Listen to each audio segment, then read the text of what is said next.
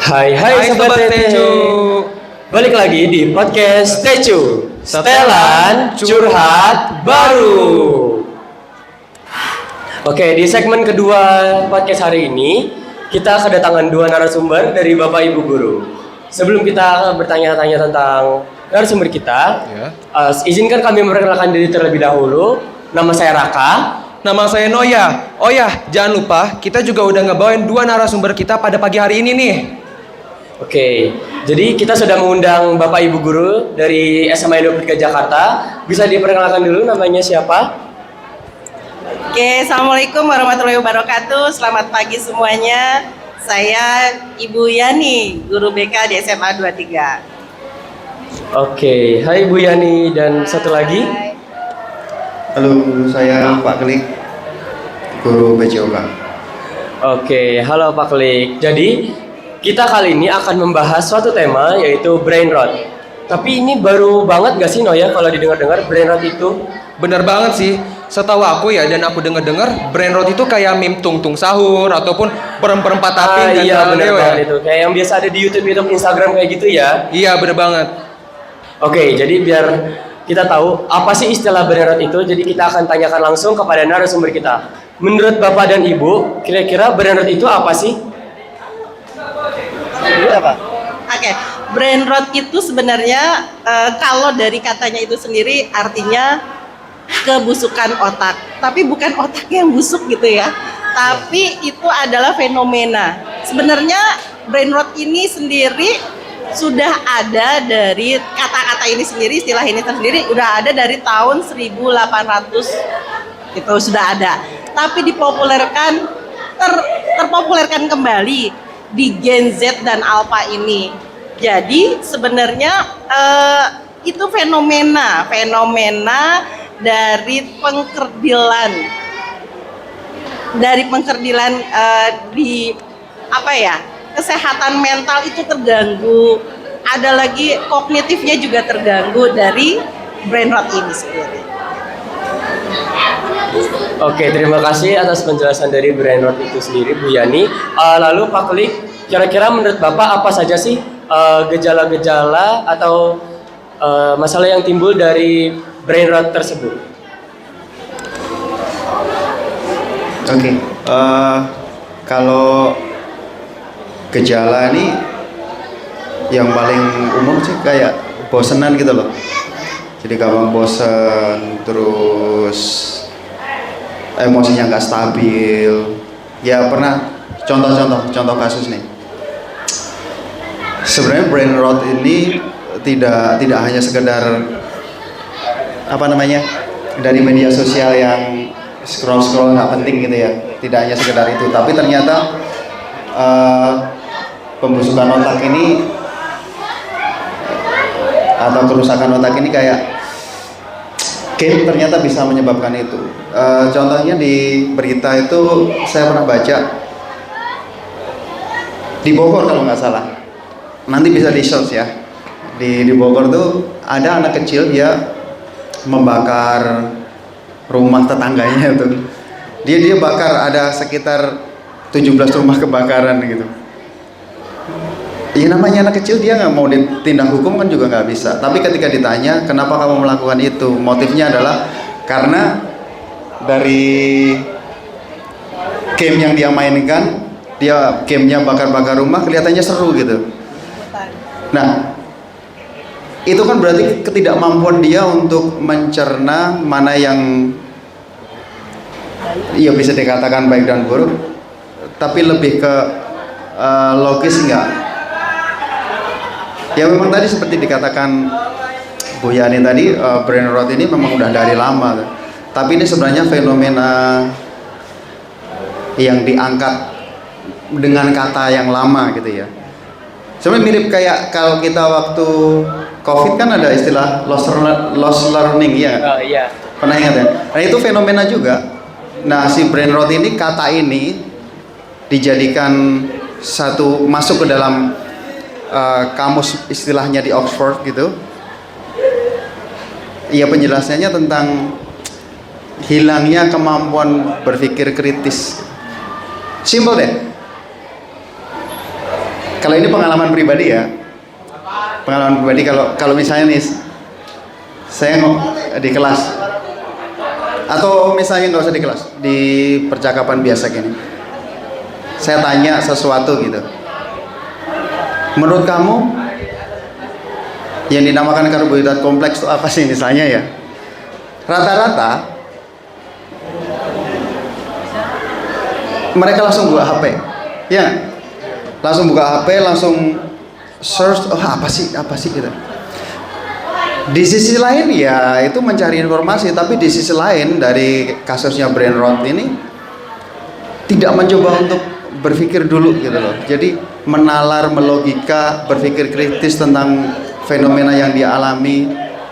Ya itulah salah satu bentuknya brain rot itu, paling utama itu susah untuk berpikir kritis.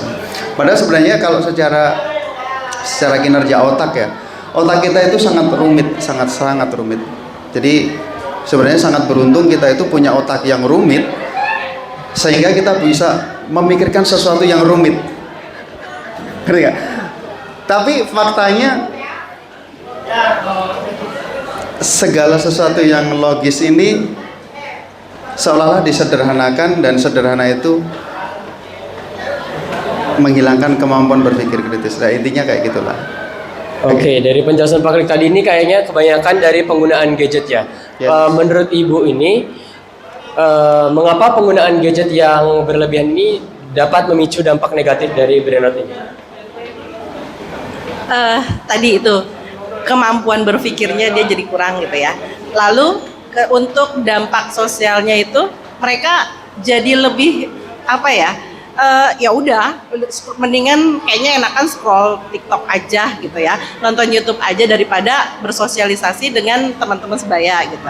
Dan ini kan jadi tambah apa ya? Kalau orang bilang dia itu introvert, bukan introvert karena bawaan, tapi memang karena dia lebih senang ke gadgetnya sendiri gitu.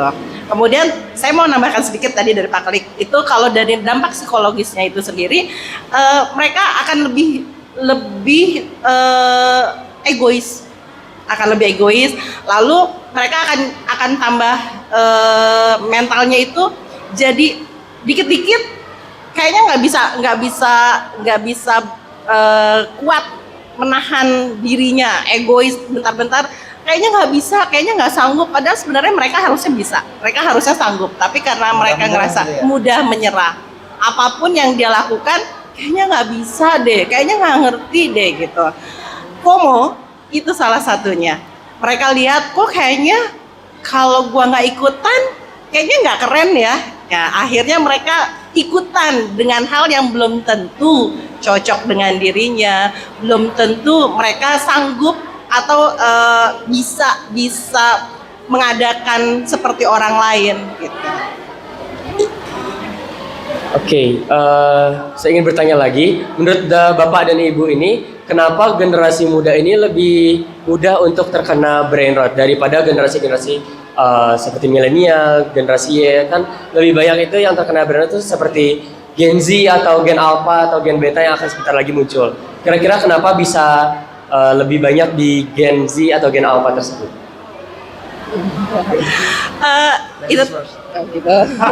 Itu tadi mereka belum kuat mentalnya gitu ya. Terus mereka sekarang gini, anak kecil mana sih yang nggak tahu gadget? Dari lahir aja mereka sudah di videoin, mereka sudah kenal yang namanya gadget gitu kan. Terus mohon maaf, banyak sekali orang tua yang tidak mengerti gitu ya. Jadi daripada anaknya nangis, daripada anaknya ngerusuhin, ya udah dikasih handphone gitu ya. Dikasih handphone, nonton, scroll macam-macam, mereka akhirnya diam. Itulah yang lama-lama jadi mematikan kreativitas, mematikan mental mereka secara tidak langsung gitu. Lama-lama itu sudah terbiasa dan akhirnya mereka akan keterusan.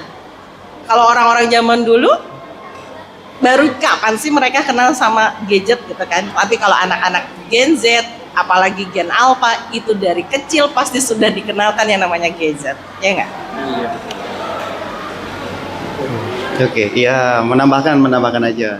Kalau sebenarnya kalau menurut saya lah ya, kembali menurut saya kan ini bukan satu literasi yang ini hanya analisis saja. Kalau menurut saya sebenarnya nggak hanya Gen Z, Gen Alpha yang kena, seluruh generasi pun kena sebenarnya, karena konteksnya adalah kecanduan gadget.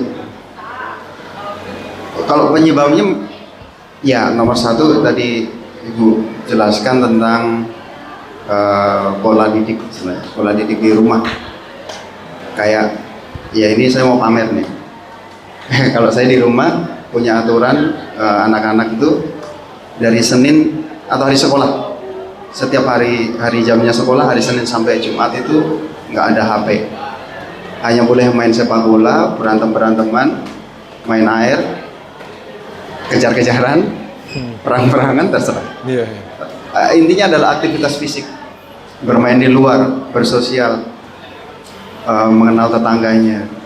Nah, jadi saya kasih HP hanya waktu libur aja, Sabtu Minggu gitu boleh pegang HP, bahkan main game bareng sama teman-temannya, seru-seruan juga boleh. Tapi HP disimpan. Nah, kembali lagi tadi, memang pola asuh itu sangat penting banget.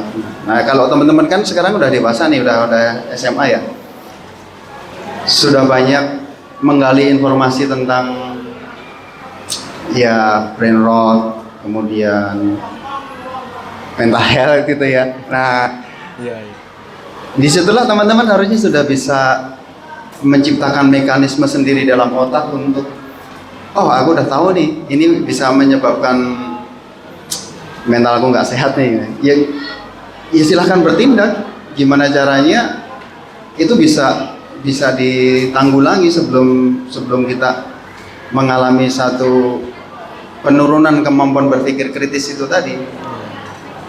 Memang semuanya disederhanakan. Ya tadi yang penting anak nggak rewel gitu ya. Nah itu makanya pengaruh keluarga itu menurut saya signifikan banget.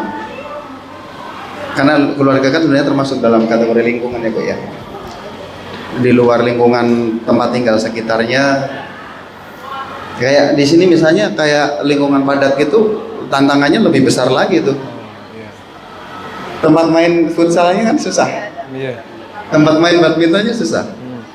Itulah kenapa kalau dari permainan fisik sekarang teman-teman rasa nggak penggalakan olahraga tradisional? Ya, kemarin kita juara ya, kita dapat juara.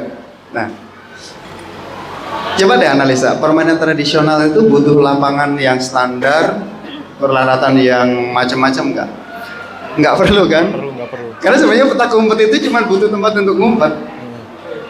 Tapi di sana ada satu keterampilan motorik seperti berlari, menghindar, bahkan melakukan gerakan-gerakan manuver, atau bisa jadi petak jongkok lah.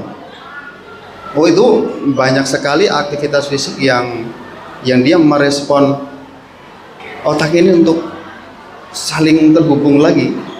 Nah untuk menciptakan kecerdasan fisik, termasuk otot pun dia akan ada namanya muscle memory, dia simpan itu gerakan-gerakan yang akselerasi, top speed, kemudian agility, semuanya dari permainan tradisional itu muncul kan?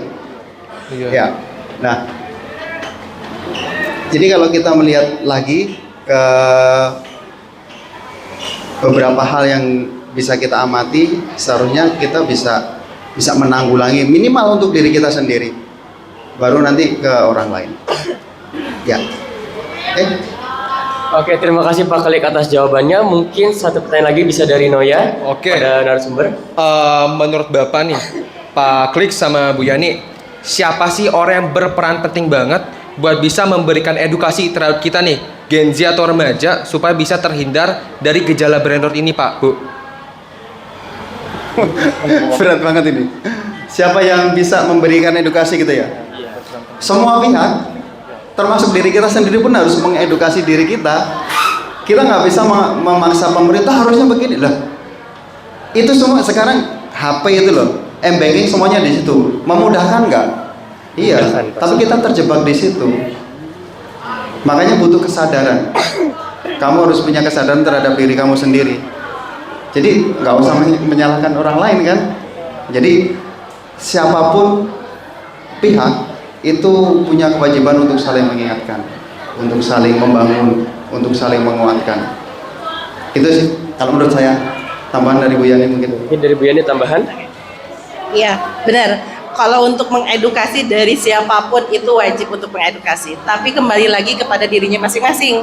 Kalau mereka tidak peduli dengan dirinya masing-masing gitu ya, dan mereka tidak peduli dengan masa depannya, ya pasti akan dilanjutkan. Tapi zaman sekarang edukasi itu kan bisa dapat dari mana aja ya. Kembali lagi kepada dirinya masing-masing dan kesadaran dirinya masing-masing. Ketika itu mereka sadar, oh ini harus di-cut, harus diputuskan, ya sudah, mereka bisa melakukan itu semua. Kayak gitu. Oke, terima kasih atas jawabannya dari Pak Klik dan Bu Yani. Terima kasih juga karena sudah bersedia untuk menjadi narasumber di podcast kita dengan tema Brain Rot kali ini. Terima kasih, Pak. Semoga apa yang Bapak Ibu sampaikan ini bisa menjadi ilmu yang bermanfaat bagi kita semuanya dan semoga kita semua bisa terhindar dari brain rot ini. Mungkin cukup sekian saja podcast Tecu pada kali ini. Saya Raka, Saya Noya. kami berdua pamit undur diri. Sekian, terima kasih.